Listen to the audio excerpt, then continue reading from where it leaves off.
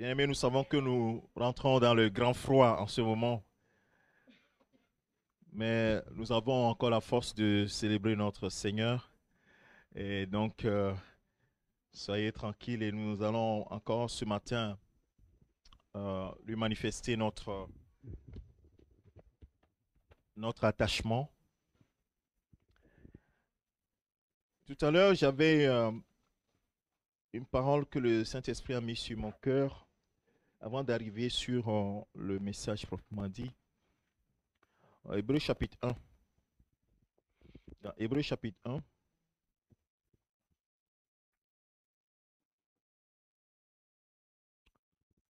Je lis à partir du verset 1, la Bible dit, et après avoir autrefois à plusieurs reprises et de plusieurs manières parlé à nos pères par les prophètes, Dieu dans ces derniers temps nous a parlé par le Fils, qu'il a établi héritier de toutes choses, par lequel il a aussi créé le monde. Et qui, donc le Fils, qui étant le reflet de sa gloire et l'empreinte de sa personne, et se tenant toutes choses par sa parole puissante, soutenant toutes choses par sa parole puissante. Je vais m'arrêter là. Tu peux lire la suite. Hein. On dit que le Fils, Dieu a parlé par le Fils, après avoir parlé par les prophètes, et le Fils a manifesté sa gloire, et que le Fils est l'empreinte de sa personne. Jésus-Christ est l'empreinte du Père. L'apôtre Paul dit aux Colossiens que il est l'image du Dieu invisible, Dieu que nous ne voyons pas. Et c'est lui qui nous a sauvés, nous tous qui sommes là. Un jour, on nous a parlé de Jésus-Christ comme étant la parole venue dans la chair pour sauver l'humanité du péché. Et nous avons cru en cette parole, et la Bible dit que cette lumière que nous avons reçue nous a donné le pouvoir de devenir enfants de Dieu, lesquels sont nés non pas de la volonté d'un homme, mais de la volonté de Dieu seul. Et nous sommes nés de nouveau par l'Esprit. Et donc en nous, il y a une personne divine. En chacun d'entre nous, il y a une personne divine. Et cette personne divine donne toujours gloire au Père, parce qu'il n'y a pas autre chose à faire que de donner gloire à celui qui vit éternellement. Amen. Ce n'est pas le sujet d'aujourd'hui, hein, mais c'est simplement, j'ai voulu partager avec vous juste ce petit passage qui nous dit que le Fils est l'empreinte de la personne du Père et soutenant toutes choses par sa parole, la parole de Dieu, la puissance de la parole de Dieu.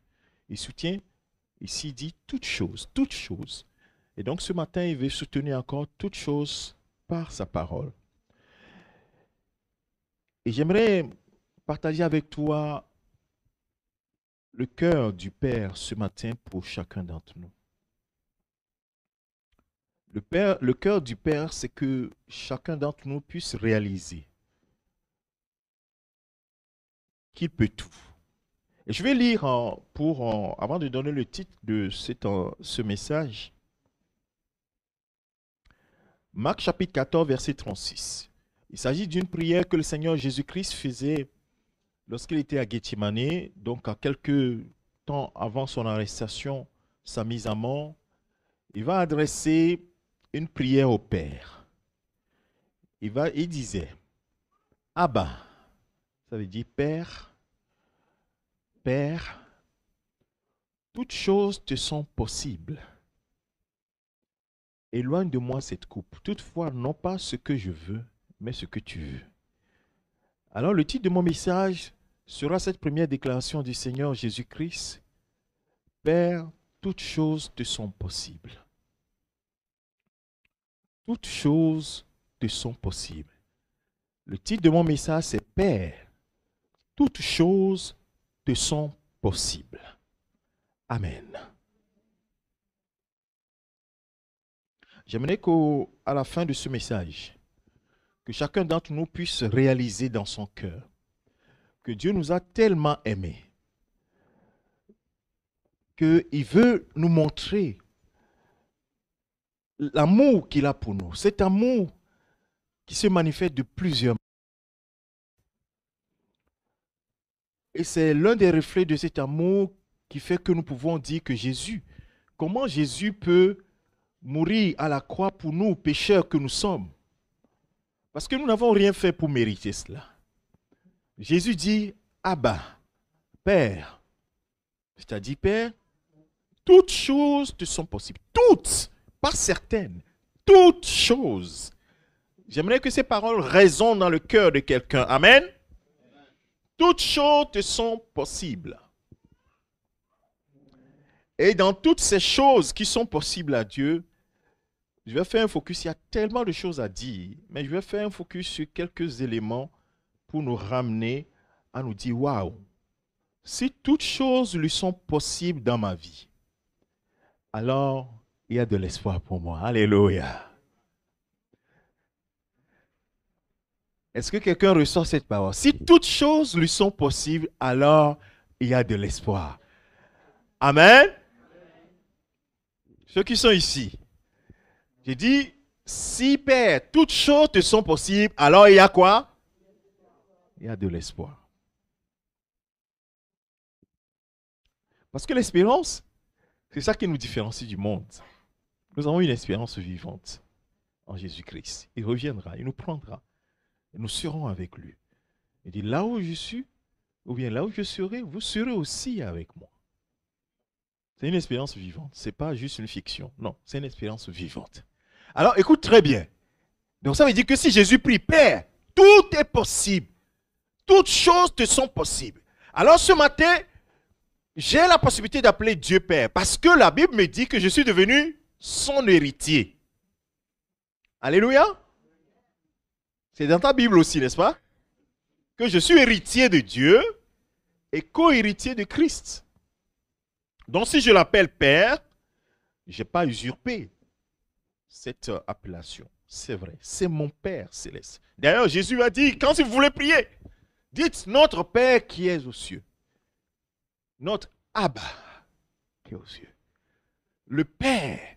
Il dit, méchant comme vous l'êtes, vous savez donner de bonnes choses à vos enfants. À combien plus forte raison, votre Père céleste vous donnera de bonnes choses.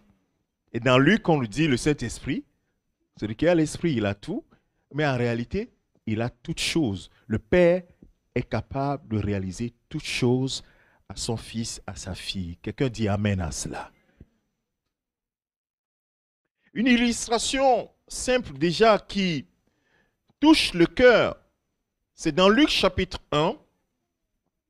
Dans Luc chapitre 1, la Bible parle de la visitation de l'ange Gabriel qui a visité Marie. Cet ange a visité Marie et va parler de quelque chose avec Marie. Je vais lire, c'est le verset 36 qui m'intéresse, mais je vais lire à partir du verset 26 pour arriver sur ce que je voudrais souligner ce matin. Au 6e mois, l'ange Gabriel fut envoyé par Dieu dans une ville de Galilée appelée Nazareth. Michée avait déjà prédit que le Messie sera né à Nazareth.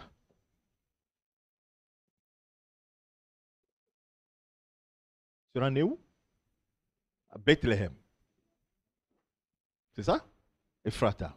Nazareth, c'est là où les parents vivaient et là où Jésus va grandir. Appelé Nazareth. Auprès d'une vierge fiancée à un homme de la maison de David nommé Joseph. Le nom de la vierge était Marie. L'ange entra chez elle et dit, « Je te salue, toi à qui une grâce a été faite. Le Seigneur est avec toi. » Vous connaissez bien ces paroles. Troublée par cette parole, Marie se demandait ce que pouvait signifier une telle salutation. Parce qu'un ange qui apparaît, qui dit à Marie, Et je te salue, toi, à qui une grâce a été faite.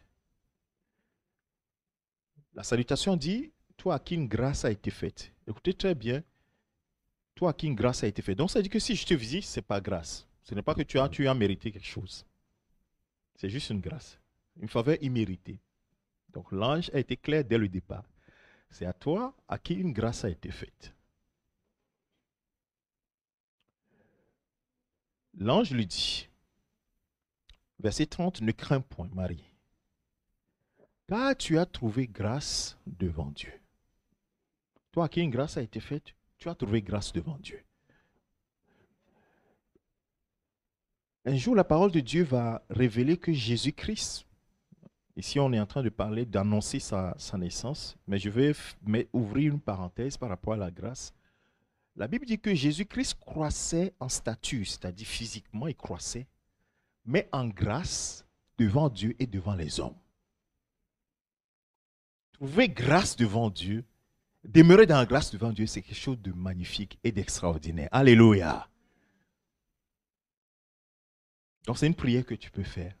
Déjà, tu as trouvé grâce devant Dieu, c'est pourquoi Dieu t'a saisi dans ta famille pour que tu le connaisses. C'est une grâce de Dieu. Demeure dans cette grâce. C'est important. Alors, la Bible dit dans le verset 31, « Voici, tu deviendras enceinte et tu enfanteras un fils, tu lui donneras le nom de Jésus. Il sera grand et sera appelé fils du Très-Haut, et le Seigneur Dieu lui donnera le trône de David, son père. Il régnera sur la maison de Jacob éternellement, et son règne n'aura point de fin. » Marie demande à l'ange, « Comment cela se fera-t-il, puisque je ne connais point d'homme ?» L'ange lui répondit, « Le Saint-Esprit viendra sur toi, et la puissance du Très-Haut te couvrira de son ombre. C'est pourquoi le Saint-Enfant qui naîtra de toi sera appelé Fils de Dieu. » Ça, c'est l'annonce. Et c'est mystérieux. C'est difficile à accepter. C'est difficile à digérer. Alors, l'ange va aider Marie à digérer la nouvelle.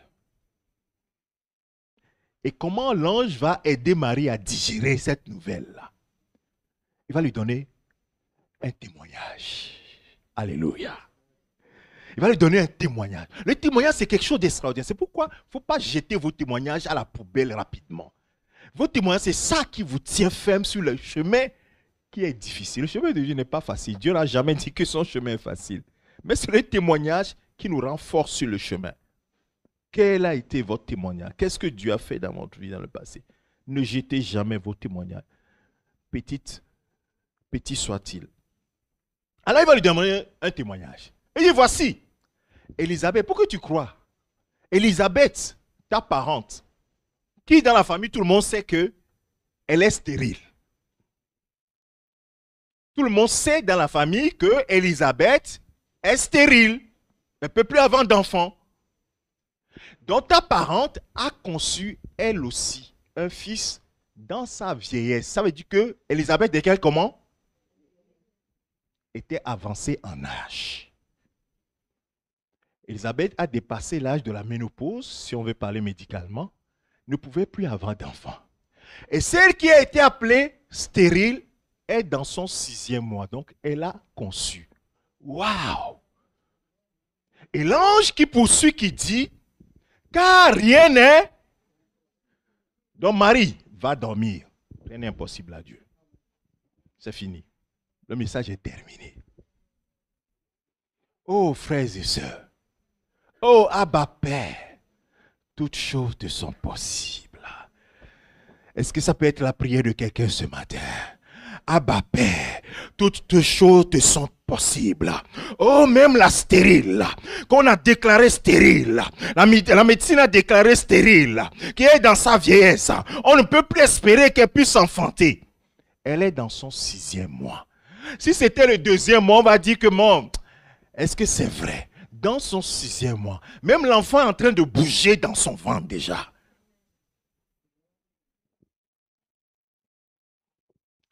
Rien n'est impossible à Dieu. Alors, ça veut dire quoi? En français facile. Il dit, Abba Père, toutes choses te sont possibles.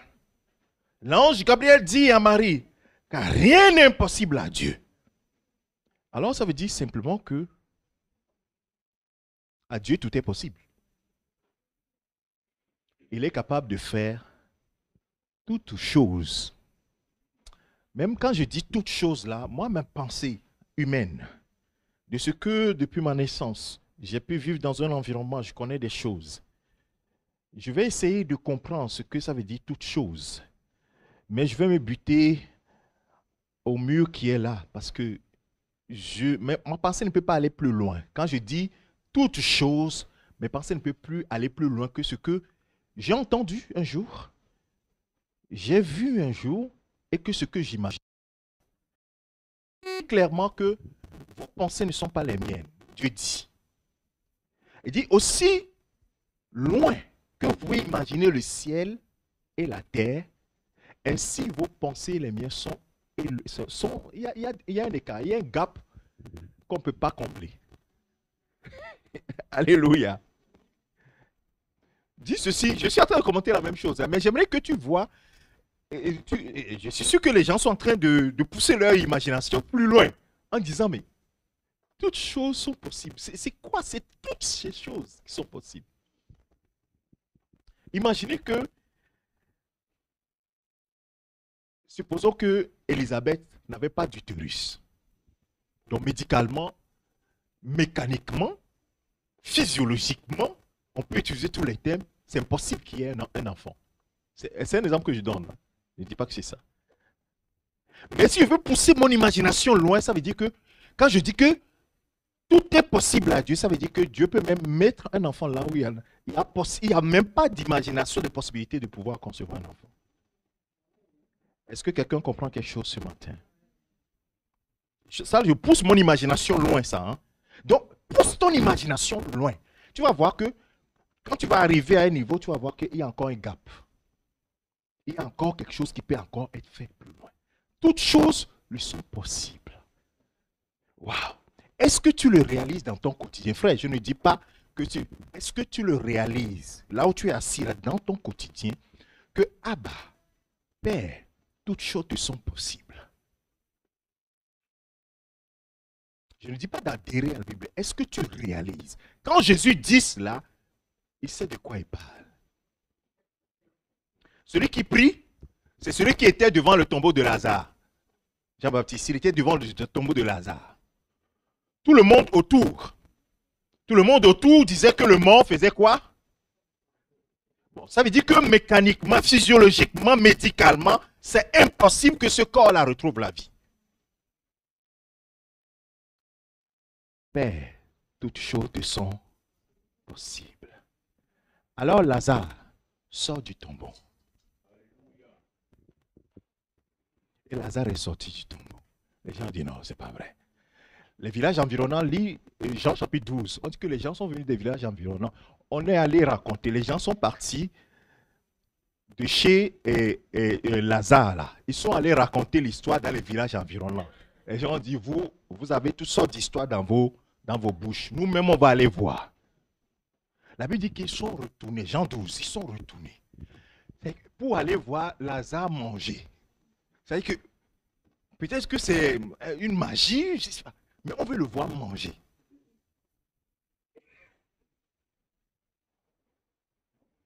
Abba Père, toutes choses te sont possibles.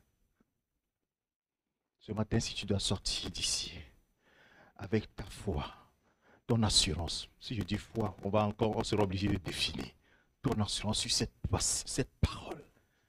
Abba Père, je ne dis pas Abba Dieu, je ne dis pas Dieu mon Dieu, non, je dis Abba Père, ton Père, alléluia. La Bible dit que quoi?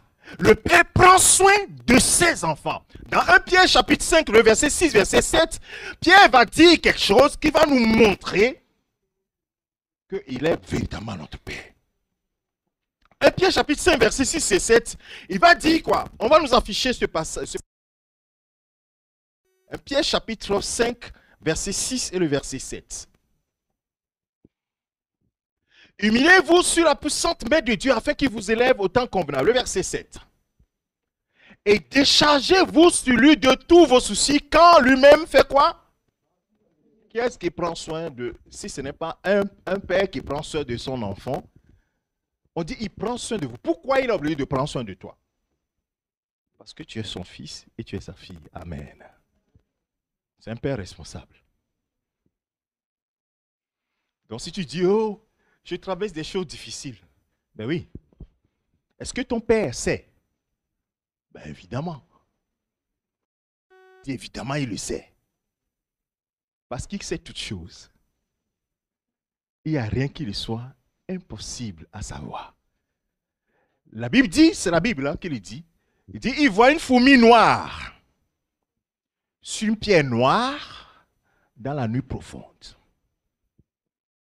Et que tout est à nu et à découvert devant lui. Alors, tu travailles des choses difficiles, frère? Si tu me réponds oui, ça veut dire que ton père le sait.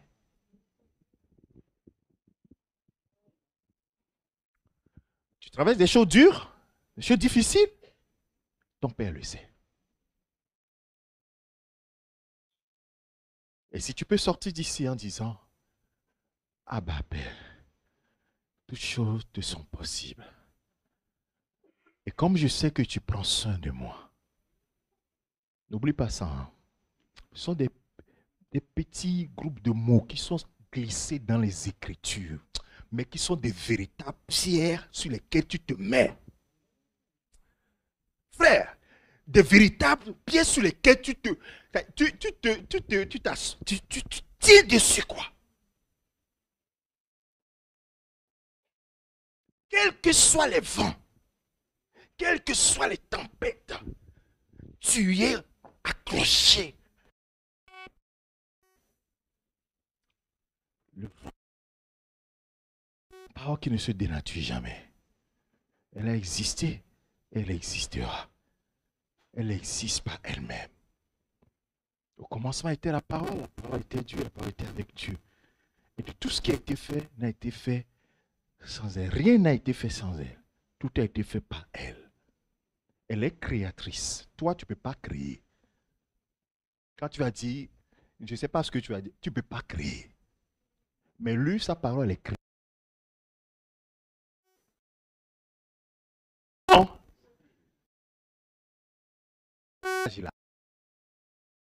On le dit là, il faut le dire.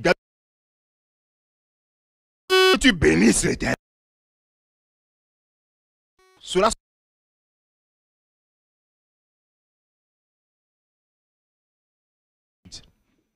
inquiétude. Inquiétude. Je mets la parole face à toi. Toi, tu me dis que c'est important. Moi, je ne suis pas capable de grand chose, n'est-ce pas? Alléluia. Oh, toute chose n'est impossible. Et là, le Saint-Esprit m'a conduit, il dit, je vais te donner juste une illustration. Parce que vous quand on dit que Dieu, et le Saint-Esprit m'a conduit dans... Je dis que je vais rester sur juste. Nous allons partir tous ensemble dans 1 Roi chapitre 17. Allons tous ensemble. Abba Père, toutes choses te sont possibles. Oh, que quelqu'un répète cette parole-là dans son cœur. Je dis, fais même cette parole en face de ton inquiétude ce matin. C'est-à-dire que quand tu tournes, tu te réveilles, ton problème est devant toi, tu te dis, oh là là, là je suis complètement cuit là. Mets cette parole-là en face. Tu vas voir que cette parole va détrôner cette inquiétude et tu auras ce qu'on appelle la paix qui surpasse toute intelligence. Et tes yeux seront gardés sur Jésus-Christ. 1 Roi chapitre 17 à partir du verset 1. Voilà une histoire extraordinaire. Et il y a juste des... Je sais que tu as des parties qui t'intéressent, mais moi je vais te citer des petits endroits qui vont booster ta foi. Élie le Tishbite, l'un des habitants de Galade, dit à Akab, qu'est-ce qu'il dit à Akab? L'Éternel est vivant, le Dieu d'Israël, dont je suis le serviteur. C'est un prophète qui parle. Il va parler, dit, je suis le porte-parole de Dieu. Et il n'y aura ces années-ci ni rosée ni pluie, sinon à ma parole. Le prophète a parlé de la part de Dieu. Il dit, Akab, tu es un roi méchant. Tu es en train de conduire tout le peuple avec ta femme Jézabel dans le péché. Alors, comme sentence, pour que tu saches qu'il y a un Dieu dans le ciel qui gouverne toutes choses, à partir de l'instant où je suis en train de te parler, il n'y aura ni rosée et ni pluie en Israël, sinon, si je reviens pour parler encore. Waouh! Je suis sûr que le roi a dit, mais toi là, tu es très prétentieux, toi. Ben oui. Il n'y aura pas de pluie. Verset 2. Et la parole de l'Éternel fut adressée à Élie en ces mots. Parce que ça va s'accomplir, je vais prendre soin de toi, mon serviteur. Pars d'ici, dirige-toi vers le torrent, vers l'Orient, et cache-toi près du torrent de Kéritz, qui est en face du Jourdain. Tu boiras l'eau du torrent. Amen. Donc ça veut dire que Dieu prend soin de son serviteur jusqu'à sa boisson même. Et si on dit serviteur, hein, j'aimerais que tu mettes le niveau. Abba Père, toutes choses te sont possibles. Et si on parle du serviteur dans l'Ancien Testament, ce ne sont pas des fils et des filles. Ce sont des serviteurs de l'Éternel. Des instruments que Dieu s'est choisis.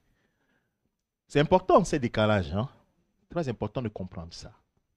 Pour dire, mais si Dieu peut faire ça à ses serviteurs qui ne sont pas fils-filles, moi qui suis héritier de Dieu, et là toi-même tu as ta réponse tout de suite. Dieu dit à Élie, va, Dieu lui a indiqué l'endroit où il doit aller se cacher. Et là où il doit boire. Mais ce n'est pas ça qui est important. C'est la fin qui est important. Et j'ai ordonné au corbeau de te nourrir là. J'ai dit, waouh. Saint-Esprit dit, tu as vu ça? Moi, je suis capable de faire ce que vous ne pouvez même pas imaginer. J'ai ordonné au corbeau d'aller nourrir mon serviteur. Alors, dites-moi, le corbeau va exécuter, le corbeau, il entend, comment ça se passe? Alors, la Bible va dire, dans la suite que quoi? Il partit et fit selon la parole de l'Éternel, et il s'établit près du torrent de Kérit qui est en face du Jourdain. Oh! Verset 6. Les corbeaux apportèrent du pain et de la viande le matin, et du pain et de la viande le soir, et ils buvaient de l'eau du torrent. Est-ce que quelqu'un peut acclamer ce Dieu-là? Alléluia. Abba Père, toutes choses te sont possibles. Son serviteur aura bientôt soif et faim. Parce que Akab, pourquoi il doit aller se cacher? Parce que Akab, là, dès qu'on va voir qu'une semaine, il n'y a plus de pluie, là, 3 semaines, il n'y a plus de pluie, là, on va le chercher. On va t'éliminer. J'ai ordonné. Oh, Dieu ordonne là, frère. Dans ta vie, est-ce qu'il peut ordonner au corbeau? Oui, là. Mon frère, il peut ordonner au corbeau ou pas? Il y a une résistance au milieu. Je sens une résistance. C'est comme si vous ne... pas la parole de Dieu. La parole de Dieu veut te donner une parole prophétique ce matin. Et que tu vois la situation changer de façon radicale. Ce n'est pas juste des mots. Le pasteur a communiqué la foi. La foi, une foi extraordinaire. Dieu a ordonné au corbeau, matin, la ration du matin et la ration du soir. Quelle précision. Quelle précision. Frère, et toi tu es dans le problème et Dieu ne s'en occupe pas. Est-ce que tu crois cela? Et que toi, Dieu, tu m'as abandonné. Oh Dieu, tu ne vois pas ce que je traverse.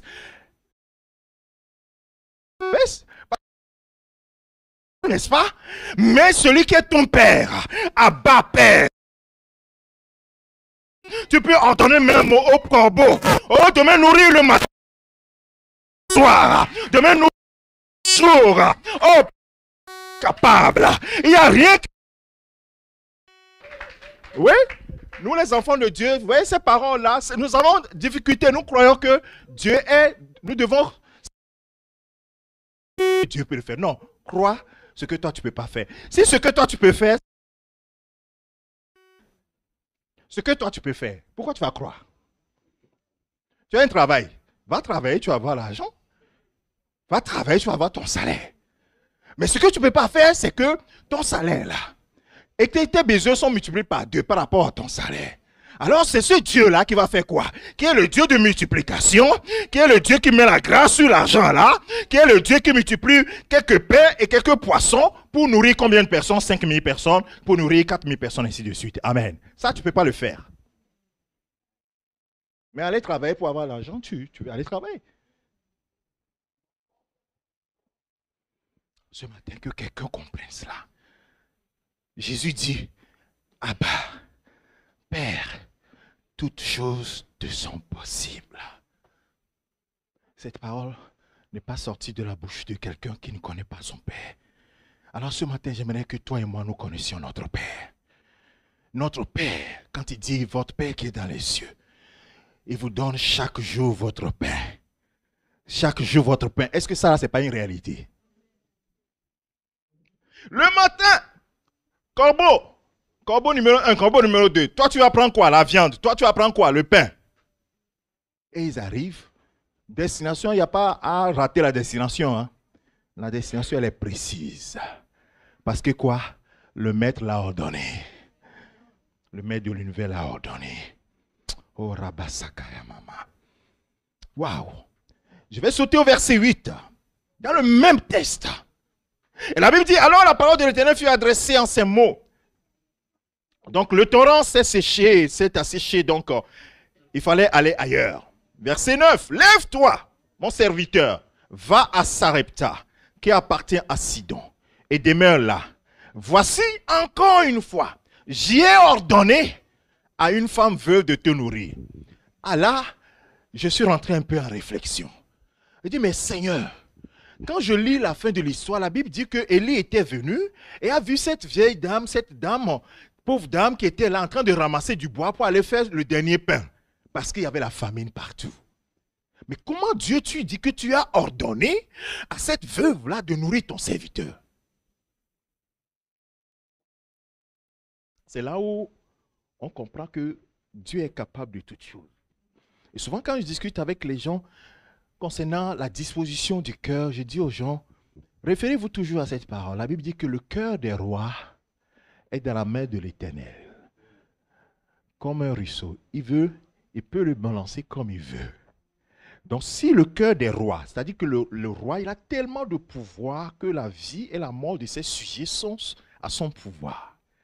Et la Bible met le roi au niveau de la servitude devant Dieu. C'est-à-dire que je t'ordonne, tu vas faire ce que je veux.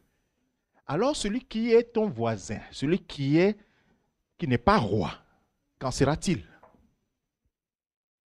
C'est comme ça que je traite avec la parole de Dieu. On dit que les rois, le cœur des rois est dans la main de l'Éternel. Alors, le cœur de ton patron, il est dans la main de qui? Il n'est pas dans la main de l'Éternel.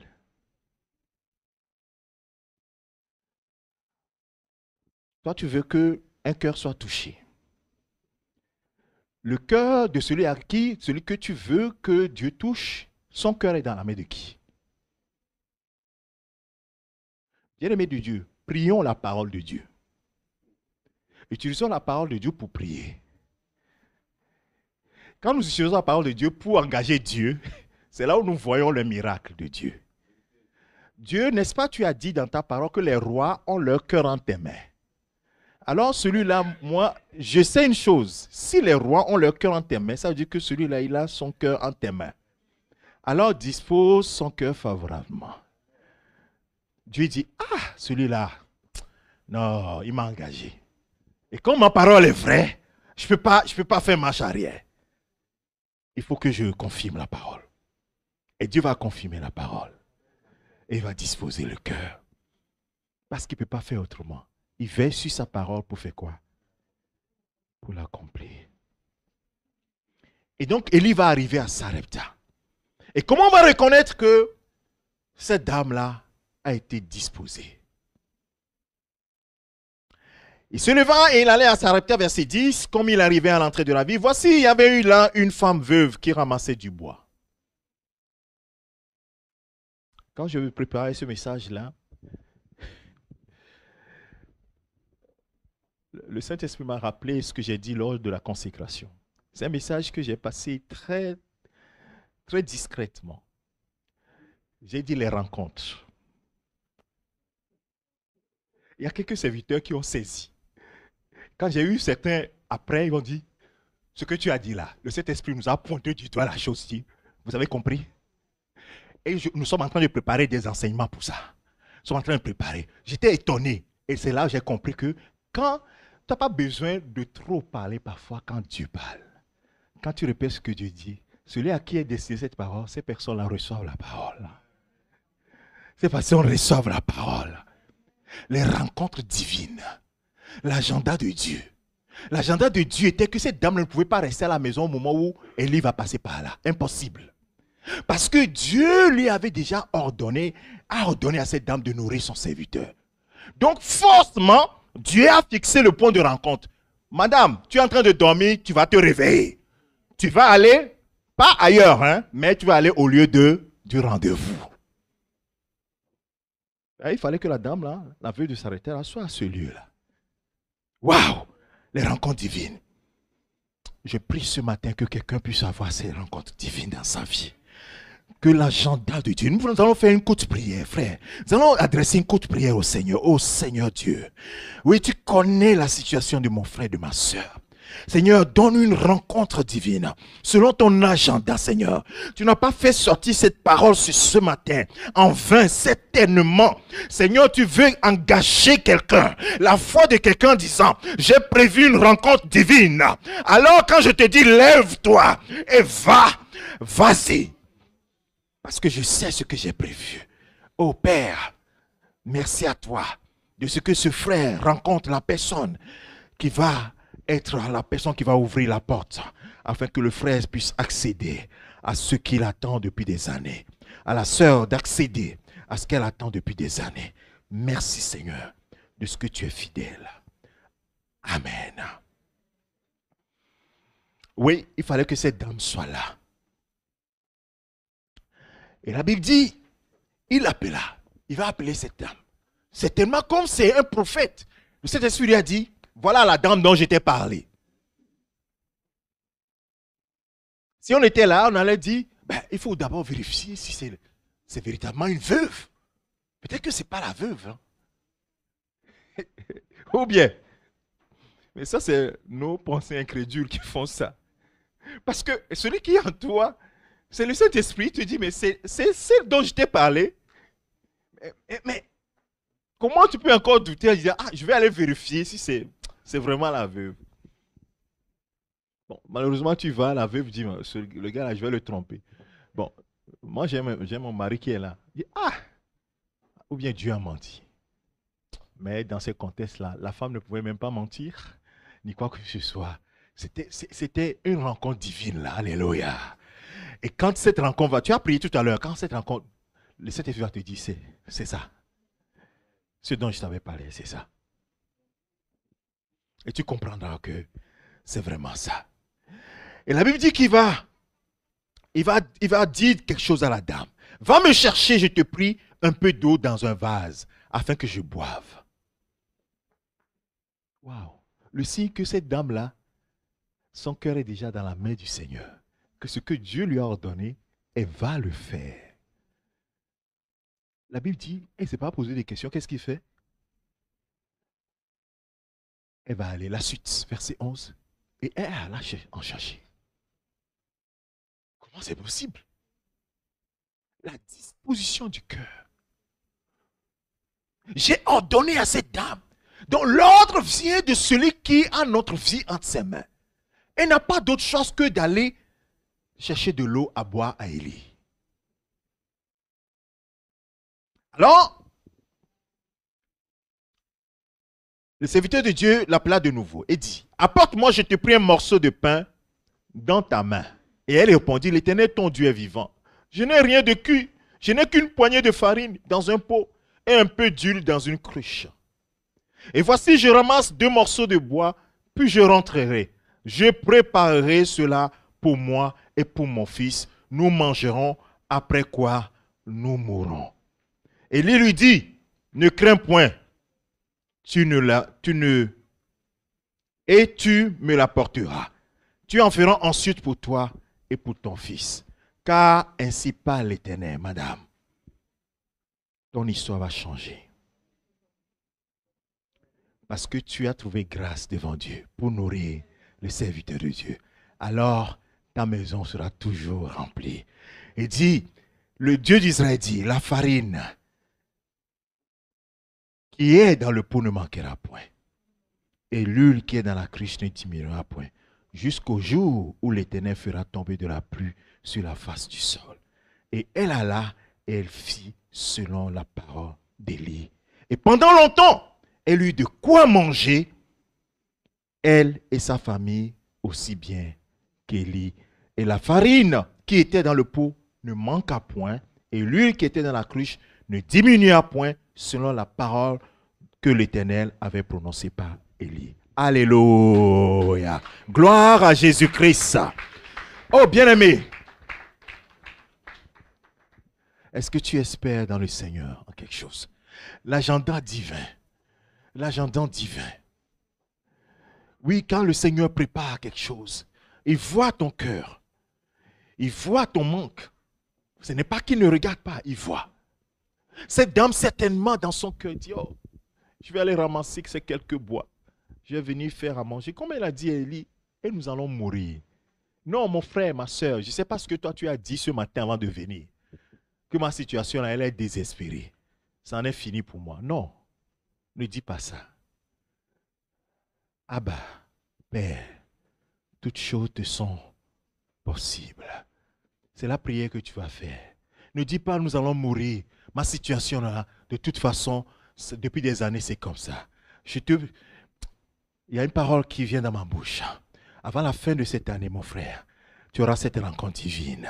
Et tu témoignes, tu dis non, ça là, il y avait pas, c'était pas moi. C'est le Seigneur qui a fait ça. C'est le Seigneur qui m'a fait rencontrer, faire cette rencontre divine. Cet agenda divin, c'était pour me prouver qu'il m'aime.